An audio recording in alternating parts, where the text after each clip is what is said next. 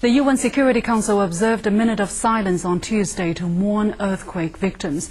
At the beginning of a high-level debate on post-conflict peace, British Foreign Secretary David Miliband, whose country hosts the Council's presidency for this month, extended sympathy and condolences to the Chinese government and people on behalf of the Council. Then the 15 Council members and senior officials stood in silent tribute to the earthquake victims.